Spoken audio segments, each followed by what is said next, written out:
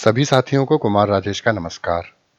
साथियों, आज हम बात करेंगे सप्तशृंगी तीर्थ के बारे में। जैसा कि नाम से ही स्पष्ट है, सप्तशृंगी यानी 7 पर्वतों वाला स्थान। यह तीर्थस्थल महाराष्ट्र में स्थित है और मां जगदम्बा के पावनतम तीर्थों में से एक है। देवी के 108 शक्तिपीठों में से 3.5 शक्तिपीठ महाराष्ट्र में स्थित हैं। इन्हीं 3.5 शक्तिपीठों में से एक है सप्तशृंगी देवी का मंदिर। साथियों, महाराष्ट्र में जो 3.5 शक्तिपीठ मंदिर हैं, वे इस प्रकार हैं: महालक्ष्मी मंदिर कोल्हापुर, तुलजा भवानी मंदिर तुलजापुर, रेणुका मंदिर महूर और वाणिका सप्तशृंगी मंदिर। सप्तशृंगी मंदिर को अर्ध शक्तिपीठ माना गया है। सप्तशृंगी मंदिर काफी ऊंचाई पर स्थित है और गढ़ तक पहुंचने के लिए 510 सीढ़ियों की चढ़ाई करनी पड़ती है। बहुत बड़ी संख्या में भक्तजन माता के दर्शन करने के लिए यहाँ प्रतिदिन पहुँचते हैं। नवरात्रि के दिनों में यहाँ की शोभा देखते ही बनती है। यह पवित्र स्थल नासिक से 65 किलोमीटर की दूरी पर स्थित है। कलवण तालुका के नांदुरी में वाणी गांव में यह तीर्थस्थल स्थित है। महाराष्ट्र के कई समुदायों की कुलदेवी हैं माता सप्तशृंगी। पुराणों के अनुसार जगदम्बा ने महिषासुर का वध इसी स्थान पर किया था। महिषासुर का वध करने के पश्चात देवी ने यहाँ पर विश्राम किया था। दुर्गा सप्तशती में दिए गए वर्णन के अनुसार महिषासुर एक असुर था। महिषासुर ने अमर होने के लिए ब्रह्मा जी का कठोर तप किया था। उसके कठोर तप को देखकर ब्रह्मा जी प्रकट भी हुए। तब असुर ने ब्रह्मा जी से अमरता का वरदान मांगा। अमर होने का वरदान देने के लिए ब्रह्मा जी ने असमर्थता जताई। तब उसने ब्रह्मा जी से यह वरदान मांगा कि उसकी मृत्यु अगर हो भी तो किसी स्त्री के हाथों हो, अन्यथा वह अमर रहे। ब्रह्मा जी ने इस तरह उसे अमरता का वरदान दे दिया। बस उसकी मृत्यु किसी स्त्री के हाथों ही हो सकती थी। इसके पश्चात महिषासुर ने तीनों लोकों में उत्पात मचाना शुरू कर दिया। देवताओं और असुरों में पूरे 100 वर्षों तक घोर संग्राम हुआ। इसमें असुरों का स्वामी महिषासुर था और देवताओं के नायक थे इंद्र। युद्ध में देवताओं की सेना असुरों से परास्त हो गई। संपूर्ण देवताओं को जीतकर महिषासुर तीनों लोकों का स्वामी बन बैठा। तब पराजित देवता प्रजापति ब्रह्मा जी को आगे करके उस स्थान पर गए जहां भगवान शंकर और विष्णु विराजमान थे। देवताओं ने महिषासुर के पराक्रम तथा अपनी पराजय का यथावत वृतांत उन दोनों देवेश्वरों से कह सुनाया। देवताओं ने कहा कि उस दुरात्मा राक्षस ने सभी देवताओं को स्वर्ग से निकाल दिया है। हम आपकी शरण में आए हैं, उसके वध का कोई उपाय सोचिए। इस प्रकार देवताओं के वचन सुनकर भगवान विष्णु और भगवान शंकर बहुत क्रोधित हुए। भगवान विष्णु की भवें तन गईं और मुख टेढ़ा हो गया। तब अत्यंत कोप में भरे हुए चक्रपाणी श्री विष्णु के मुख से एक महान तेज प्रकट हुआ। इसके पश्चात शंकर जी, ब्रह्मा जी तथा इंद्र आदि सभी देवताओं के शरीर से बड़ा भारी तेज निकला और सभी देवताओं का यह तेज मिलकर विष्णु भगवान के मुख से प्रकट हुए महान तेज में सम्मिलित हो गया। महान तेज का वह पुंज जाज्वल्यमान पर्वत सा जान पड़ा। देवताओं ने देखा, वहां उसकी ज्वालाएं संपूर्ण दिशाओं में व्याप्त हो रही थीं। संपूर्ण देवताओं के शरीर से प्रकट हुए उस तेज की कहीं तुलना नहीं थी। एकत्रित होने पर वह तेज पुंज एक नारी के रूप में परिणित हो गया और अपने प्रकाश से तीनों लोकों में व्याप्त जान पड़ा। भगवान शंकर का जो तेज था, उससे उस देवी का मुख प्रकट हुआ। यमराज के तेज से उसके सिर में बाल निकल आए। भगवान विष्णु के तेज से उसकी भुजाएं उत्पन्न हुईं। तदनंतर समस्त देवताओं के तेज पुंज से प्रकट हुई देवी को देखकर महिषासुर के सताए हुए देवता बहुत प्रसन्न हुए। पिनाकधारी भगवान शंकर ने अपने शूल से एक शूल निकालकर उन्हें दिया। फिर भगवान विष्णु ने भी अपने सुदर्शन चक्र से चक्र उत्पन्न करके भगवती को अर्पण किया। वरुण ने भी शंख भेंट किया। अग्नि ने उन्हें शक्ति दी और वायु ने धनुष तथा बाण से भरे हुए 2 तरकस प्रदान किए।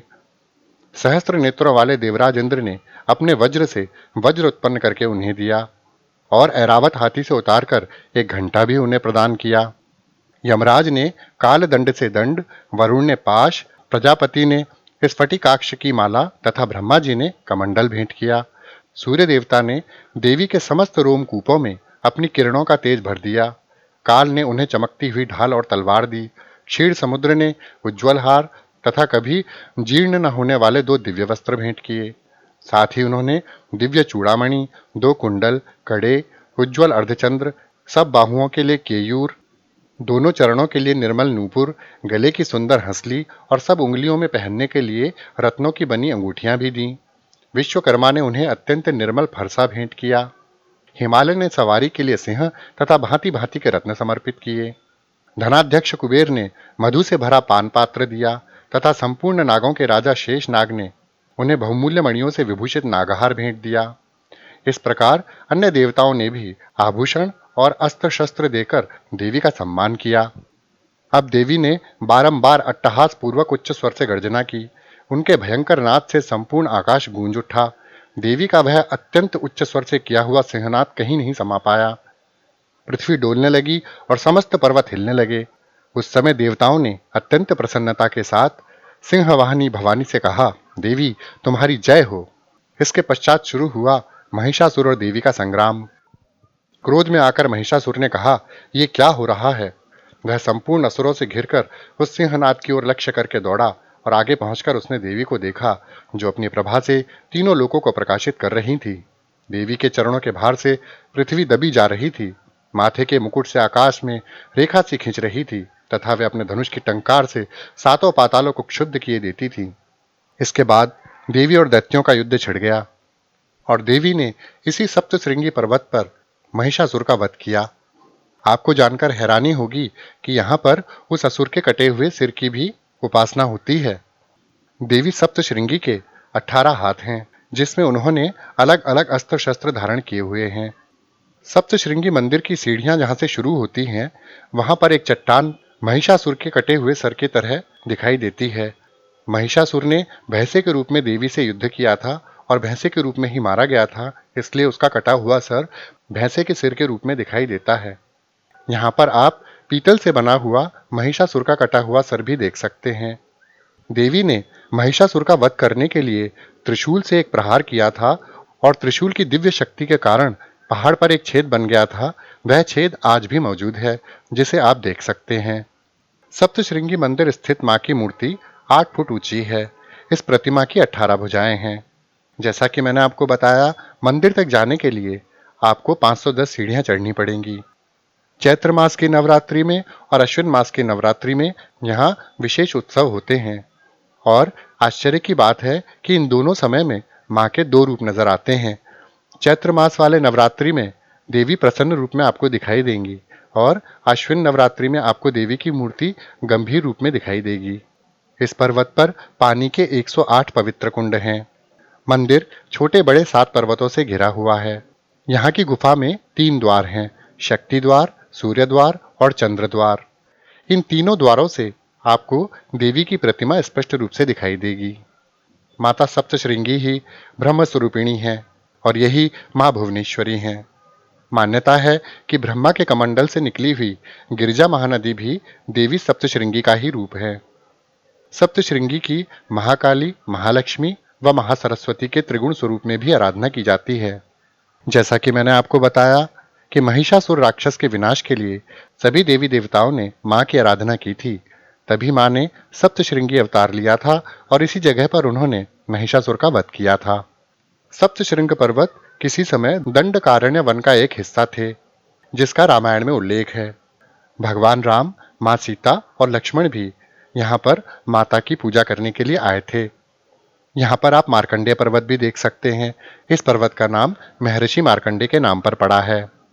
यहाँ पर एक गुफा है जिसमें मार्कंडेय जी माता की उपासना किया करते थे।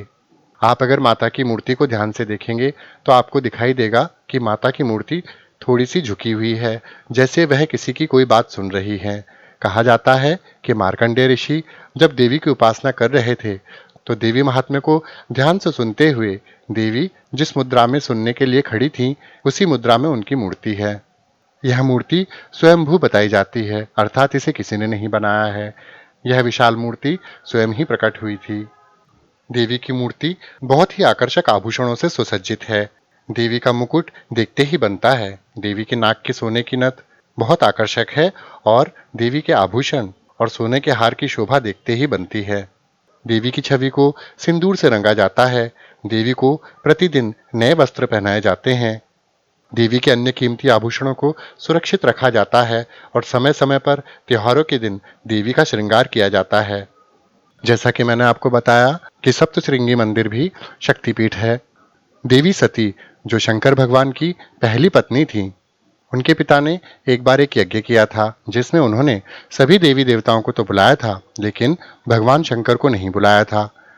देवी सती ने जब भगवान शंकर से यज्ञ में सम्मिलित होने के लिए कहा, तो भगवान शंकर ने बिना आमंत्रण के जाने से इनकार कर दिया। लेकिन देवी सती यज्ञ में गईं।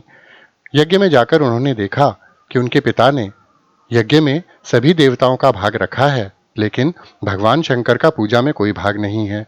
यह देखकर देवी सती ने अपने पिता से पूछा, क्या भगवान शंकर के बिना कोई यज्ञ पूरा हो सकता है? भगवान शंकर की पूजा के बिना तो कोई भी यज्ञ पूरा माना ही नहीं जा सकता। इस पर देवी के पिताजी ने शंकर भगवान के प्रति अपशब्द कहे। दरअसल वे शंकर भगवान को पसंद नहीं करते थे। माता सती ने जब अपने पिता के मुख से अपने पति के बारे में अपशब्द सुने, तो उन्हें बहुत क्रोध आया और उन्होंने कहा कि मैं अपने पति की निंदा नहीं सुन सकती, और क्रोध करते हुए उन्होंने योगाग्नि से स्वयं को भस्म कर लिया। जब भगवान शंकर तक यह समाचार पहुंचा, तो भगवान शंकर अत्यंत क्रोध से भर उठे। उन्होंने तांडव करना शुरू कर दिया। वे देवी के जले हुए शरीर को लेकर विलाप करने लगे और तांडव करने लगे। तीनों लोकों में प्रलय की स्थिति उत्पन्न हो गई। भगवान विष्णु ने भगवान शंकर को शांत करने के लिए सुदर्शन चक्र से देवी सती के शरीर के 108 टुकड़े कर दिए। ये टुकड़े जहां जहां पर गिरे, वहां पर एक एक शक्तिपीठ स्थापित हो गया। बहुत मुश्किल से भगवान विष्णु के समझाने से भगवान शंकर का क्रोध शांत हुआ। देवी के इन्हीं 108 अंगों के गिरने के स्थान पर एक एक शक्तिपीठ स्थापित हो गया, जिनमें से सप्तशृंगी भी एक है, जहां पर देवी की एक भुजा गिरी थी। कहा जाता है, सप्तशृंगी देवी की उपासना करने से ऐसी कोई इच्छा नहीं है जो पूरी नहीं हो सकती। यहाँ देवी के सामने किसी भी प्रकार की नकारात्मक शक्ति काम नहीं करती। देवी की मूर्ति सिंदूरी रंग में रंगी रहती है और इनकी आंखें सफेद और चमकदार दिखाई देती हैं, जिसमें एक माँ का प्रेम अपने बच्चों के लिए स्पष्ट दिखाई देता है। मार्कंडेय ऋषि ने देवी की स्तुति में दुर्गा सप्तशती की रचना की थी, जिसमें 700 श्लोक हैं, जिसके कारण इसे दुर्गा सप्तशती कहा जाता है। जैसा कि मैंने आपको बताया कि मार्कंडेय ऋषि जब दुर्गा सप्तशती का पाठ कर रहे थे, तो देवी आदिशक्ति स्वयं सुनने के लिए वहां आई थी, और उनके श्लोक सुनने के लिए देवी ने अपनी बाईं हथेली को अपने बाएं कान पर रख लिया था। इसी मुद्रा में आज भी उनकी मूर्ति देखी जा सकती है, जो थोड़ी सी झुकी हुई है, जिससे साफ लगता है कि माँ किसी की कोई बात सुन रही हैं। कहा जाता है कि यहाँ गर्भगृह में एक शेर भी रहता है, जो हर रात को आकर मंदिर की चौकसी करता है और सूर्योदय से पहले ही कहीं चला जाता है।